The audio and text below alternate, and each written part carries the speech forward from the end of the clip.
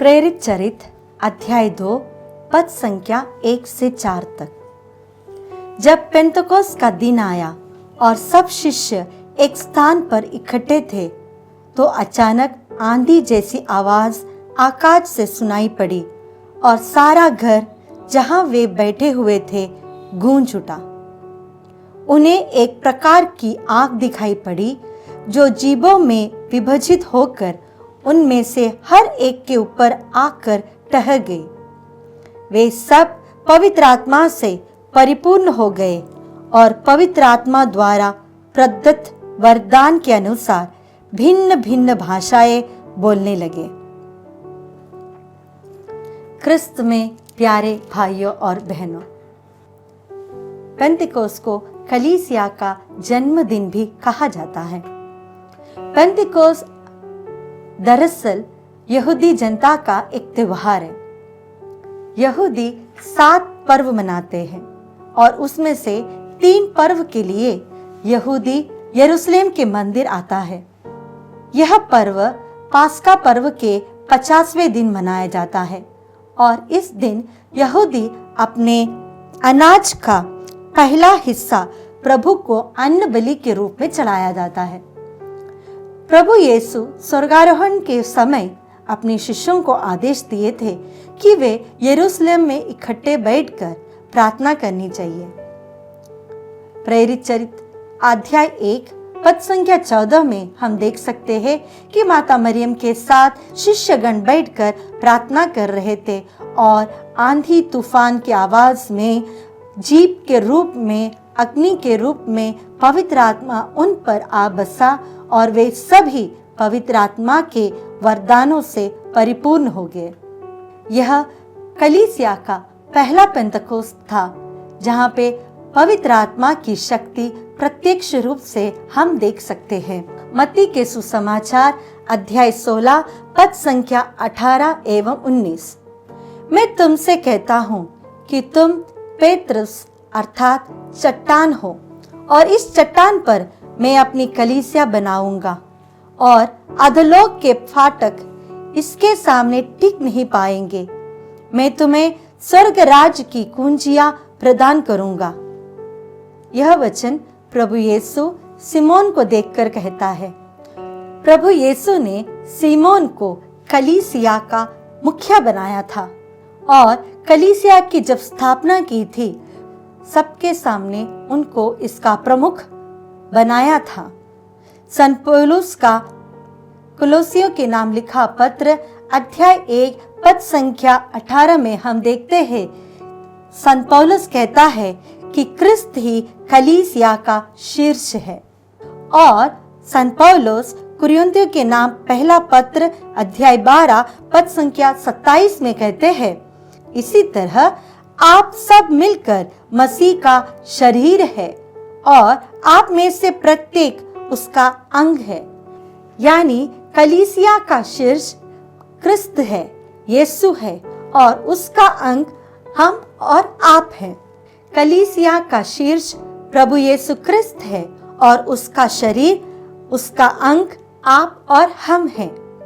आदिम कलीसिया में हम देख सकते थे कि आदिम कलीसिया माता मरियम की अगुवाई में और शिष्यों की आदिम कलीसिया प्रभु यीशु की मैंडेट यानी प्रभु यीशु के आदेश को पूर्ण रूप से पूरा करने की कोशिश करता है। मत्ती के सुसमाचार अध्याय 28 पद संख्या 29। तुम लोग जाकर सब राष्ट्रों को शिष्य बनाओ और उन्हें पिता, पुत्र और पवित्र आत्मा के नाम पर बपतिस्मा दो। इसलिए पवित्र आत्मा आदि कलीसिया में यह शक्ति प्रदान की थी कि वे यीशु का यह आदेश पूर्ण रूप से मान सके। प्रत्येक व्यक्ति और समूह में पवित्र आत्मा ने यह शक्ति प्रदान की थी। शिष्यगण आत्मा में आगे बढ़ते जा रहे थे। विश्वासी समुदाय शिष्य जो आदेश देते थे या यीशु मसीह के बारे में जो प्रवचन करते थे, उसे सुनकर अपने विश्वास में दृढ़ होते जाते थे। वे इकट्ठे बैठकर प्रार्थना करते थे, स्तुतिगान करते थे और रोटी तोड़कर प्रार्थना करते थे। आदिम कलीसिया बहुत जल्दी दुनिया भर फैल गई। शिष्यगण जब परसिक्यूशन शुरू हुआ, जब दूसरे लोग उन पर अत्याचार करने लगे, तो वो दुनिया के चारों ओर फैल गए और उसके द्वारा उन्होंने पवित्र आत्मा की सहायता से प्रभु यीशु की घोषणा की। आदिम कलीसिया में हम देख सकते हैं कि जब शिष्य प्रभु यीशु की घोषणा करते हैं, तब वहां पर चंगाइयां होती थी, अद्भुत होते थे, रोगी उठ खड़े हो जाते थे, मरा हुआ व्यक्ति जीवंत हो जाता था। जब पेतरुस बात कर रहा था, तो जो भी उसे सुन रहे थे वे सब लोग पवित्र आत्मा से भर गए।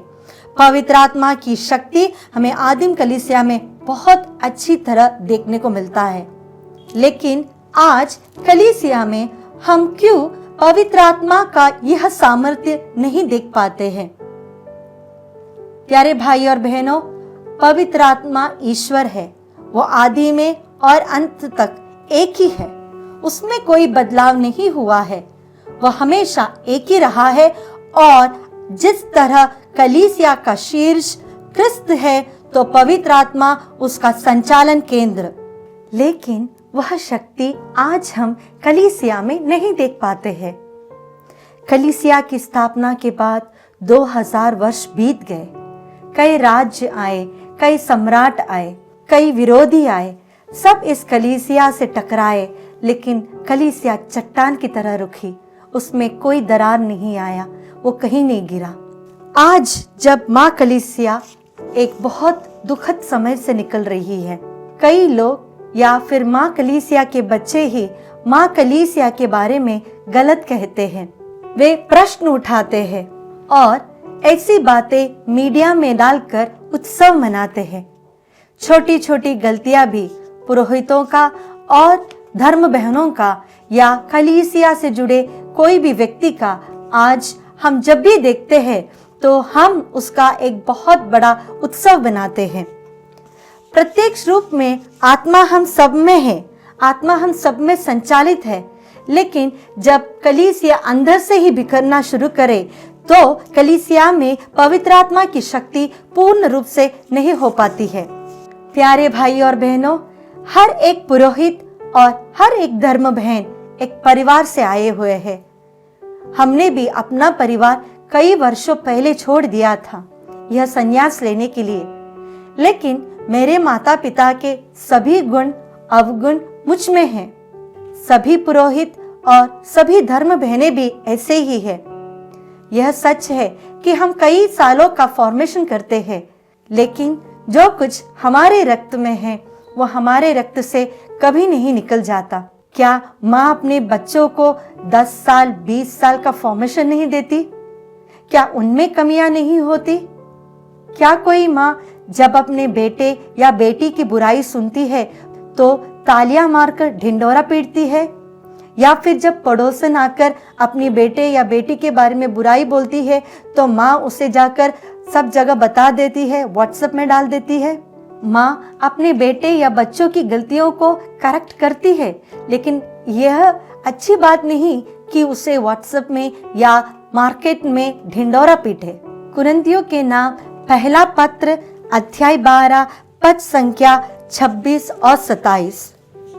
यदि एक अंग को पीड़ा होती है तो उसके साथ सभी अंगों को पीड़ा होती है, और यदि एक अंग का सम्मान किया जाता है तो उसके साथ सभी अंग आनंद मनाते हैं। इसी तरह आप सब मिलकर मसीह का शरीर है और आप में से प्रत्येक उसका एक अंग है। प्यारे भाई और बहनों, जब कोई एक व्यक्ति कलीसिया के एक व्यक्ति के बारे में या उसकी बुराई के बारे में, उसकी कमजोरियों के बारे में, उसकी गलती के बारे में ढिंडोरा पीटते हैं, तो याद रखना कि पूरी कलीसिया, पूरे पुरोहितगण, पूरे धर्म बहनें, पूरे कलीसिया परिवार इसे सहना पड़ता है, क्योंकि आप और हम इस कलीसिया के अंग हैं। और जब एक अंग को पीड़ा होती है तो बाकी सभी अंग भी तकलीफ में होते हैं।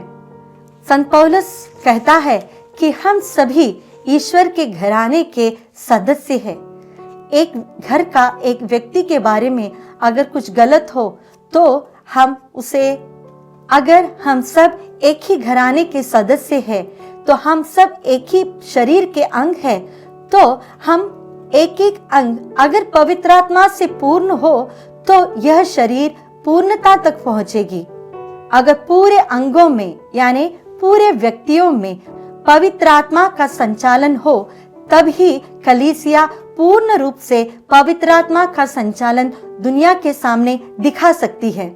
जब एक व्यक्ति पवित्र आत्मा का आलय बन जाता है, वह घर जहाँ पर वो निवास करता है, वह घर और उस घर के सभी सदस्य पवित्र आत्मा से परिपूर्ण होते हैं। हर एक ईसाई परिवार कलीसिया का मूल इकाई है। अगर यह परिवार पवित्र आत्मा से पूर्ण हो, या जैसे हम कह सकते हैं संत पौलुस के वाक्य में या उनकी भाषा में कि हर एक अंग पवित्र आत्मा से पूर्ण हो, तो पवित्र आत्मा पूर्ण रूप से पवित्र बन जाएगी। प्यारे भाई और बहनों, जब हम शतरंज खेलते हैं तो हमें पता है कि छोटे से छोटे सिपाही का सबसे बड़ा आग्रह यह होता है कि वह राजा को मार डाले। जब एक सेनापति सेना को लेकर युद्ध में जाता है तो हर सैनिक यह चाहता है कि सेनापति सबसे पहले मरे, क्योंकि अगर उसे कुछ हो गया तो पूरी सेना तितर बितर हो जाएगी। हमारे पुरोहितगण, धर्म बहनें या कलीसिया से जुड़े हुए सभी व्यक्ति एक सेनापति के रूप में हैं। अगर हमारे सेनापति पर किसी ने आक्रमण किया तो हम भी साथ में आक्रमण नहीं करते, बल्कि उसे बचाते हैं और विरोधियों को वहां से हटा देते हैं।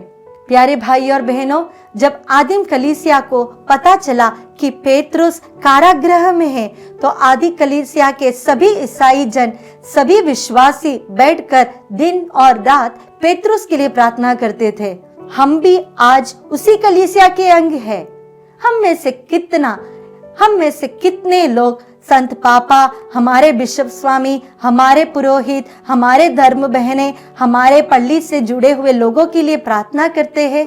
कितने लोग प्रार्थना करते हैं कि हमारे कलीसिया का हर एक सदस्य पवित्र आत्मा से पूर्ण हो? प्यारे भाई और बहनों, अगर हमारी कलीसिया, हमारा परिवार सुधरना हो तो सबसे पहले शुरू करना है अपने से, उसके बाद अपनी परिवार से। तब कलीसिया पूर्ण रूप से पवित्र बन जाएगी, पवित्र आत्मा का आलय बन जाएगी। पवित्र आत्मा का सामर्थ्य आज भी कलीसिया में है, लेकिन अगर हम पवित्र आत्मा से भर जाएंगे तो वह सामर्थ्य हम दुनिया के सामने दिखा सकेंगे। आइए हम अपनी आंखें बंद कर कर कलीसिया के लिए प्रार्थना करें। हे पावन आत्मा, जो हमारे कलीसिया के स्थापना के दिन से ही आज तक कलीसिया के हर अंग के साथ है, हमें यह शक्ति दे कि हम यीशु के प्रेम से भर जाए, एक दूसरे को प्यार करें। हमें यह शक्ति दे कि हम यीशु का साक्ष्य दे सके, पवित्र आत्मा से पूर्ण होकर इस दुनिया में एक एग्जाम्पल बन सके कि आज भी इस कलीसिया में प्रभु यीशु जीवित है। आमीन।